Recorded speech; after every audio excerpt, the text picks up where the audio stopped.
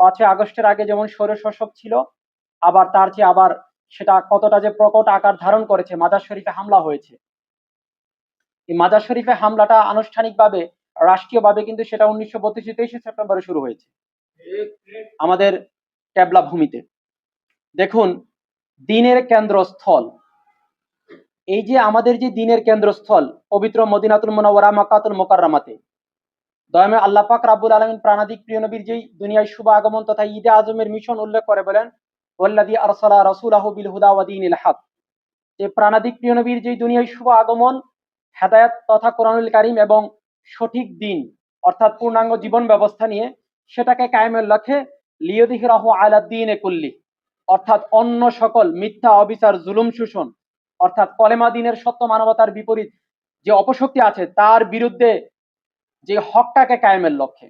কিন্তু দেখেন যে এই যে দ্বীনে হক, এই দ্বীনে হকের যে কাঠামোটা, যে দ্বীনে হকের যে স্ট্রাকচারটা, এই স্ট্রাকচারটাই কিন্তু হচ্ছে খেলাফত, যেটা আমাদের মহান মকবুল সাহাবা ইকরাম রাদিয়াল্লাহু তাআলা আনহুম ওনাদের প্রাণের বিনিময়ে ওনাদের রক্ত মুবারকের বিনিময়ে ওনারা প্রতিষ্ঠিত করেছেন।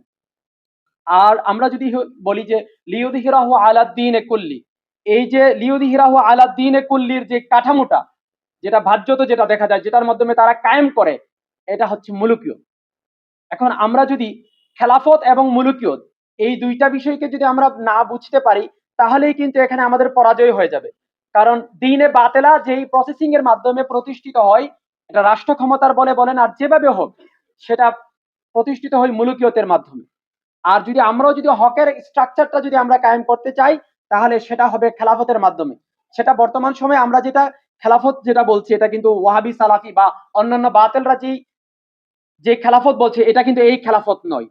এই খেলাফতটা বর্তমান সময়ে ছিনতাই হয়ে গেছে, যেটা মানে আপনার মধুর লেভেলটা আছে মধুর কিন্তু ভিতরে বিষ। এখন খেলাফতের নামে যেটা চলছে এটা হচ্ছে মুলুকিয়তেরই একটা কাঠামো। এটা মূলত নামে দিচ্ছে খেলাফত যারা বলছে, কিন্তু মূলত এটার ভিতরে আছে কি মুলুকিয়ত, এটা খেলাফত নয়।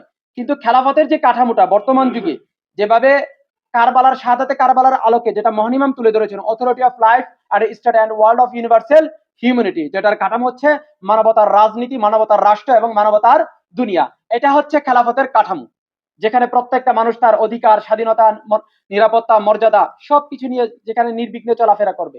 এই খেলাফতটা এখন বর্তমান সময়ে সেটা নাই, খেলাফতের সংজ্ঞাও নাই এবং খেলাফতের যে মূল যে কাঠামোটা সেটাও নাই। কিন্তু এখন বর্তমান সময়ে যেটা আছে, এটা খেলাফতের নামে হোক এবং মুলুকিয়তের নামে হোক, সেটা মূলত মুলুকিয়তে কায়েম আছে। কিন্তু বিশেষত আমরা যেটা বলছি, এই যে দ্বীনের, খেয়াল করেন যে প্রাণাদিক প্রিয় নবীর যেই দুনিয়ায় শুভাগমন হচ্ছে দ্বীনে হককে কায়েম, অর্থাৎ এটার কাঠামোটা হচ্ছে খেলাফত। কিন্তু এই খেলাফতটা যখন উৎখাত হয়ে যাবে, তখন কিন্তু লিয়ুযহিরাহু আলা দ্বীনি কুল্লি প্রতিষ্ঠিত হয়ে যাবে, যেটা বর্তমান সময়ে আছে। আর ঠিক সেমটাই ঘটেছে আমাদের সেই ক্যাবলা ভূমিতে। সেই ক্যাবলা ভূমিতে কি করা হয়েছে, আমাদের যে খেলাফত, যেটা হচ্ছে খেলাফতে ইনসানিয়ত, এই খেলাফতে ইনসানিয়তকে কি করা হয়েছে, সে ক্যাবলা ভূমিতে উৎখাত করা হয়েছে। এবং সেই গোত্রবাদ, আবার দেখেন আমাদের প্রাণাদিক প্রিয় নবী সাল্লাল্লাহু আলাইহি সাল্লামের যে দুনিয়ায় শুভ আগমন, এই যে যেই মুলুকিয়তের যে একটা ধারা, এটা হচ্ছে গোত্রবাদ। এই গোত্রবাদকে প্রাণাদিক প্রিয় নবী উৎখাত করেছেন। আবার ইয়াউমুজ জুলুমাতে কি করা হয়েছে, সেই গোত্রবাদকে কিন্তু প্রতিষ্ঠা করা হয়েছে। অর্থাৎ প্রিয় নবী যেই লক্ষ্যে প্রিয় নবীর দুনিয়ায় শুভ আগমন, যে গোত্রবাদকে উৎখাত করা, সেই গোত্রবাদকে কিন্তু প্রতিষ্ঠা করেছে কোথায়, সেই 23 সেপ্টেম্বরে ইয়াউমুজ জুলুমাতে। এই জন্য আমরা যে ইয়াউমুজ জুলুমাত বলছি, এই ইয়াউমুজ জুলুমাত হচ্ছে মিনান নূরে ইলাজ জুলুমাত, অর্থাৎ সত্য এবং মানবতার যে আলো থেকে আধারে নিয়ে যাওয়াটা। এই জুলুমাত বলতে, এই আধার বলতে সেটা বাহ্যিক আমাদের প্রাকৃতিক যে সূর্যের আলো আধার, ওইটা নয়। এটা হচ্ছে মানুষের জীবন, মানব সত্তা বুঝার, অর্থাৎ সে রেসালাতকে চেনার, আল্লাহ রাসূলের হওয়ার যে পথটা, সেটা হচ্ছে যে আলোর পথ, যেটা হচ্ছে আমাদের এই কুরআনুল কারীম থেকে যে আয়াতে কারিমা শরীফ তেলাওয়াত করা হয়েছে, সেখানে বলা হয়েছে যে একটা হচ্ছে মিনাজ জুলুমাতি ইলান নূর, আর একটা হচ্ছে মিনান নূরে ইলাজ জুলুমাত। অর্থাৎ সেটা যখন যখন মুলুকিয়ত কায়েম হবে, তখন কি করবে, আলো থেকে আধারে নিয়ে আসবে। বর্তমান সময়ে যে প্রেক্ষাপটটা তৈরি হয়েছে, তাই এখানে দেখেন যে আজকে আমরা, মহানিমাম খুব সুন্দরভাবে বলেছেন যে আল আরব বলা হচ্ছে ইমান, আর আল আরবের বিপরীত হচ্ছে কি, আল আরবের যে সৌদি শব্দটা, যদি কেউ জ্ঞাতসারে যদি এটাকে যদি আল আরবকে যদি কেউ সৌদি আরব বলে, তাহলে সেটা কুফরি হবে। সেটা কিভাবে হবে, কারণ এই যে সৌদি আরব শব্দটা কিন্তু এটা সৌদি নয়, এটা কিন্তু এটার সাথে কিন্তু একটা একটা আইডিওলজি আছে, একটা চেতনা আছে। কারণ আপনি যদি সৌদি শব্দটা বলেন, সৌদি আরব যদি বলেন, তাহলে কিন্তু আপনি মুলুকিয়তকে মেনে নিলেন। কারণ আপনি সৌদি গোত্রবাদী মুলুকিয়তকে আপনি মেনে নিলেন। এবং আপনারা যদি দেখেন যে এদের এক মানে একবারে সুন্দরভাবে লেখা আছে যে আল মামলাকাতুল আরাবিয়াতুস সউদিয়া, যে এদের যে প্যাটার্নটা যেটা আল মামলাকাতুল আরাবিয়াতুস সউদিয়া, যে এদের যে রাষ্ট্রের যে নামটা দেখেন, এখানে কিন্তু তারা এই সৌদি ওয়াহাবি গোত্রবাদের ক্ষেত্রে কি করেছে, এখানে আমাদের ক্যাবলা ভূমিকা এবং এই যে মামলাকাতুল যেটা মুলক থেকে আসছে আর কি, যে মুলুকিয়ত, তার মানে তারা কিন্তু এই যে আল আরবটাকে সৌদি মুলুকিয়তে তারা রূপান্তরিত করেছে।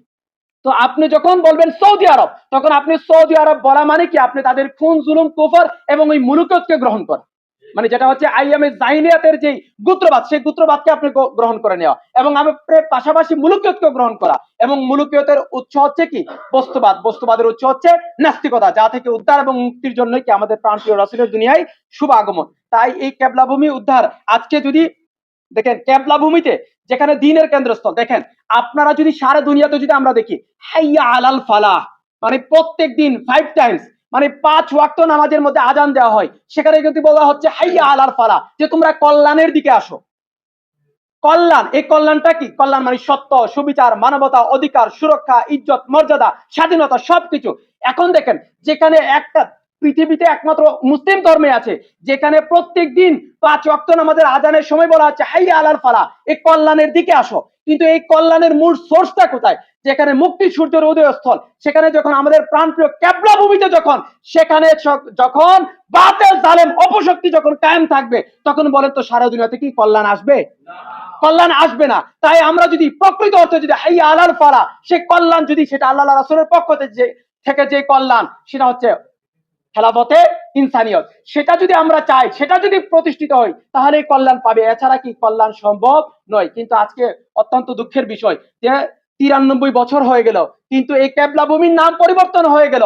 কেবলা ভূমি বাতিল জালেম অপশক্তি সৌদি আরব গোত্রবাদরা জবরদখল করে নিল, কিন্তু কোনো একটা আওয়াজও নাই, কেউ একটা প্রতিবাদও করে নাই, বরং সবাই একবার উচ্চ স্বরে বলছে কি সৌদি আরব, নাউজুবিল্লাহ, আস্তাগফিরুল্লাহ আলাযীম, যেটা কলেমার বিপরীত, কলেমার যে চেতনা, কলেমার চেতনার বিপরীতে যে নাস্তিকতা থেকে উদ্ভূত বস্তুবাদী চেতনার ভিত্তিতে হচ্ছে সৌদি আরব।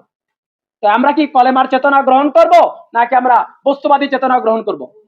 অমাইয়াবতাগি গায়রাল ইসলামি দীনান ফালা ইউকবালা মিনহু, যে দয়াময় আল্লাহ পাক রব্বুল আলামিন ইসলামের কলেমার চেতনা ছাড়া অন্য কোনো চেতনা কি গ্রহণ করবেন না। তাহলে আল আরব হচ্ছে আমাদের ইমানি চেতনা এবং সৌদি আরব হচ্ছে কি কুফরি চেতনা, সেটা বস্তুবাদী চেতনা। তাই আমাদেরকে বর্তমান সময়ে এর চেয়ে জরুরি আর এর চেয়ে সবচেয়ে কার্যকরী যে পদক্ষেপ, অর্থাৎ কেবলা ভূমি উদ্ধার, এছাড়া আমাদের কোনো মুক্তি নাই। আর সেই কেবলা ভূমি উদ্ধারের লক্ষ্যই হচ্ছে আমাদের ইনসানিয়ত। এখন চিন্তা করেন তাহলে কেবলা ভূমি উদ্ধার, একটা কথা মনে রাখবেন, শেষে যখন আমরা মারা যাই তখন কিন্তু কবরস্থ করার পরে কিন্তু বলা হয় যে মৃত ব্যক্তির তার যে ফেসটা, এটাকে কি করা, কেবলামুখী করে দেওয়ার জন্য। কেবলাম, এবং শুধু তাই নয়, যখন কেউ ইন্তেকাল করে তখন সাথে সাথে কি করা হয়, তার মুখটাকে কেবলামুখী করা হয়।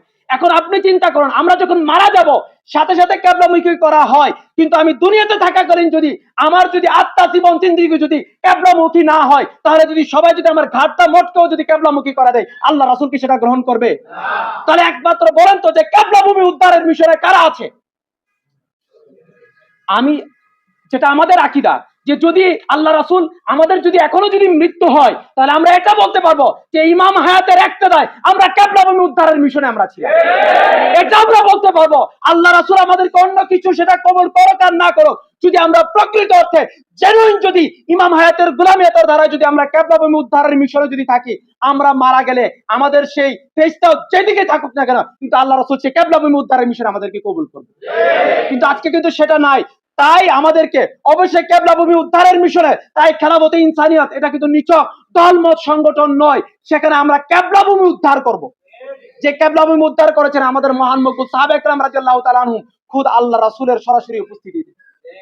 তাই প্রিয় ভাই বোনেরা, আমরা যেন ইনসানিয়তকে আমরা খুবই আমাদের ইমানি অস্তিত্ব হিসাবে আমরা যেন, এবং আমরা ইনসানিয়তকে নিছক দল মত এটা না, এখানে তো অনেক কিছু ইনসানিয়তের, এটা ইনসানিয়তের উচ্চ তো কলেমা, তাই কলেমা আমাদের জন্য তো এটা ইমানিয়াত। তো এই জন্য আমাদেরকে কেবলা ভূমি উদ্ধারের মিশনে আমাদেরকে আরো গতিশীল হতে হবে এবং আমাদেরকে আরো কেবলা ভূমি উদ্ধারের মিশনে আমরা এগিয়ে যাব। তবে একটা কথা মনে রাখবেন যে সবসময় যে যদি আমরা কেবলা ভূমি উদ্ধারের মিশন থেকে যদি একটা মুহূর্ত পরিমাণ যদি আমরা যদি মানে যেটা বিরত থাকি, তাহলে এই সময়টাই আমাদের মূলত কুফরি, সেই সময়টাই আমাদের মূলত মৃত্যু। তাই আমাদের প্রত্যেকটা পদক্ষেপ, আমাদের প্রত্যেকটা জীবনের প্রত্যেকটা বিষয় যেন হয় কেবলা উদ্ধারের মিশনে, সেই আশা ব্যক্ত রেখে আলোচনা শেষ করছি। আসসালামু আলাইকুম রহমতুল্লাহ।